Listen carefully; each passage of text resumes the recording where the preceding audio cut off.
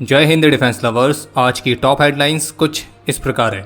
ISI और army ने rebuild करना शुरू कर दिया है आतंकी कैंपों को। इंडोनेशियन एयरफोर्स के सेमिनार में पाकिस्तान एयरफोर्स के लॉसेस। फ्रांस के एडवांस यूएवी को बनाएगी भारत फोर्ज। भारत के रिसर्च इन एनालिसिस विंग को मिले नए प्रमुख। और यूएस ने ईरान के इस्फहान साइट पर नहीं गिराए थे बंकर बस्टर बॉम्ब।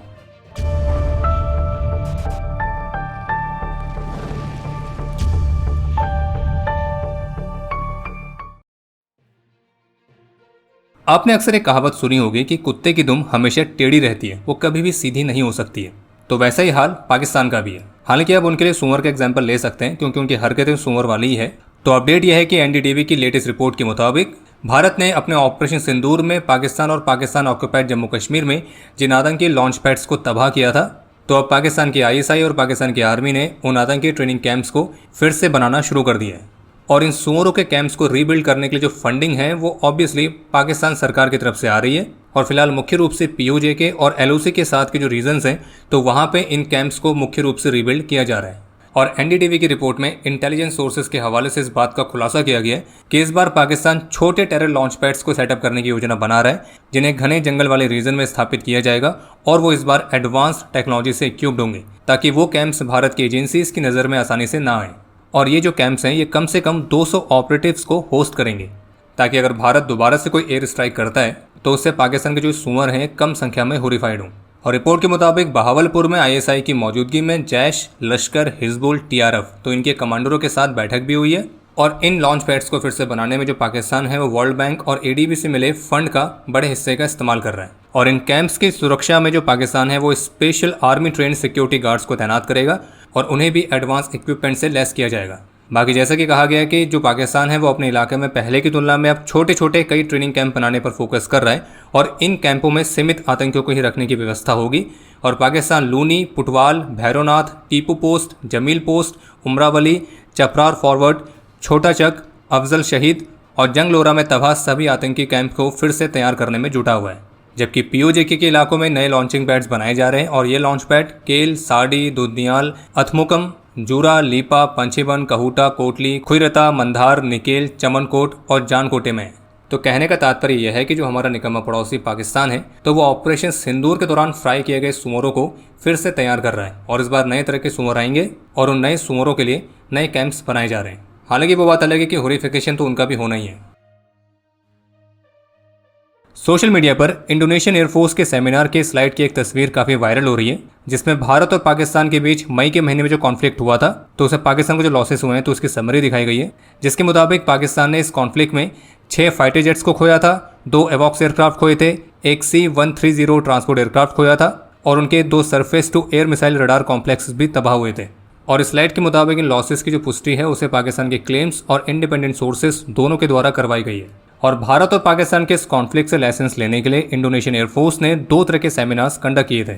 और इन दोनों में से एक सेमिनार में भारत के डिफेंस अटैच भी शामिल हुए थे, लेकिन जो पाकिस्तान के डिफेंस अटैच हैं तो उन्होंने इंडोनेशिया के इन दोनों में से किसी भी सेमिनार में पार्टिसिपेट करने से मना कर दिया था।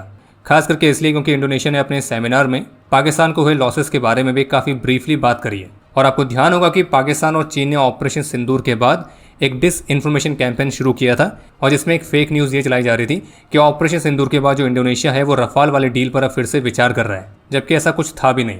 हाँ, इंडोनेशिया द्वारा फ्रांस से एडिशनल रफाल फाइटर्स को ले जाने वाली रिपोर्ट जरूर आई थी।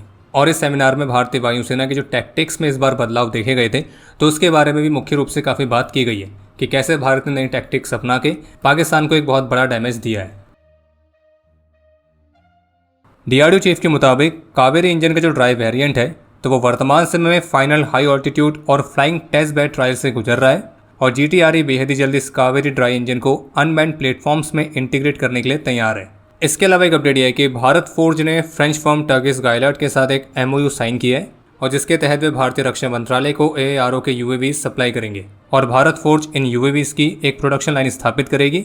बाकी जानकारी के लिए आपको बता दें कि जो AARO के UAVs हैं तो ये मीडियम ऑल्टीट्यूड लॉन्ग इंड्योरेंस यानी कि मेल UAVs की कैटेगरी में आते हैं, जिन्हें कम से कम एक्विजिशन और डिप्लॉयमेंट कॉस्ट के साथ एडवांस टेक्नोलॉजी डिलीवर करने के उद्देश्य के साथ विकसित किया गया है।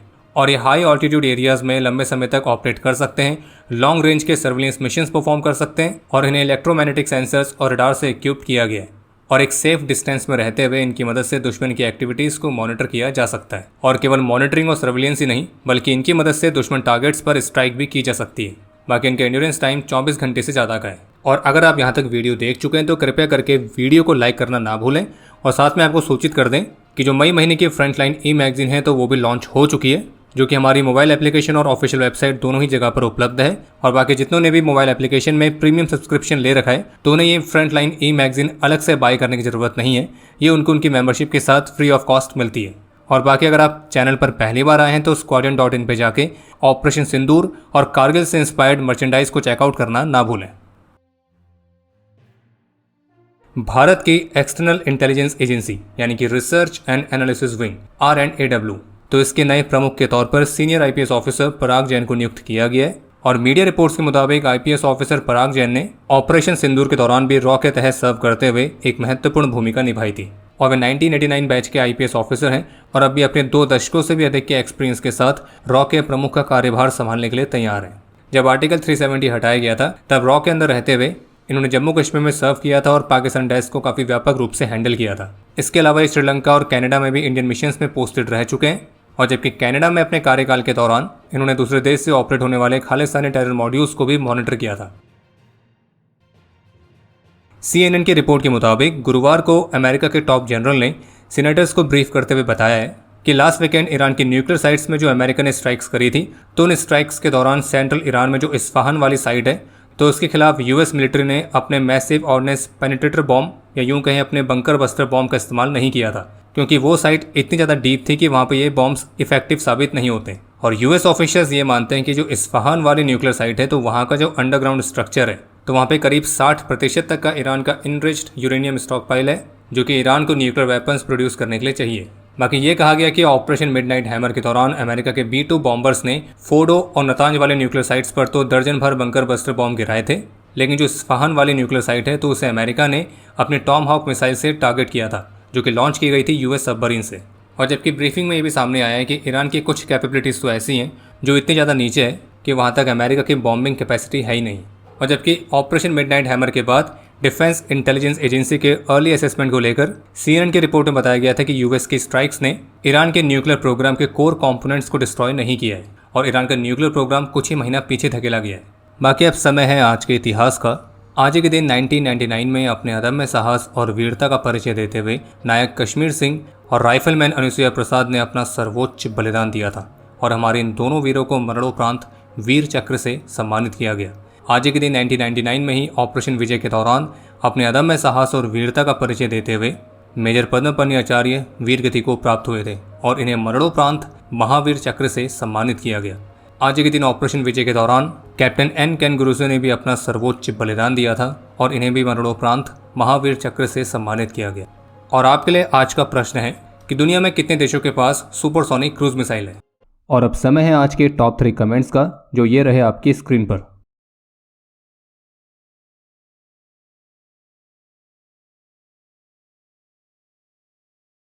उम्मीद है आपको आज का एपिसोड पसंद आया होगा। पसंद आया तो वीडियो को लाइक करना ना भूलें। आपके कोई भी सुझाव या सवाल हो तो उसके लिए कमेंट सेक्शन ओपन है। और अगर आप डिफेंस रिलेटेड और भी एक्सक्लूसिव कंटेंट में दिलचस्पी रखते हैं तो आज ही प्ले स्टोर से डिफेंस स्क्वाड की सुपर ऐप को डाउनलोड करना ना भूलें। और अगर आप चैनल पर पहली बार आए हैं तो squadron.in पे जाके हमारे नए डिज़ाइंस को भी चेकआउट जरूर करें। बाकी जल्द मिलेंगे नए एपिसोड के साथ। तब तक के लिए जय हिंद, जय भारत।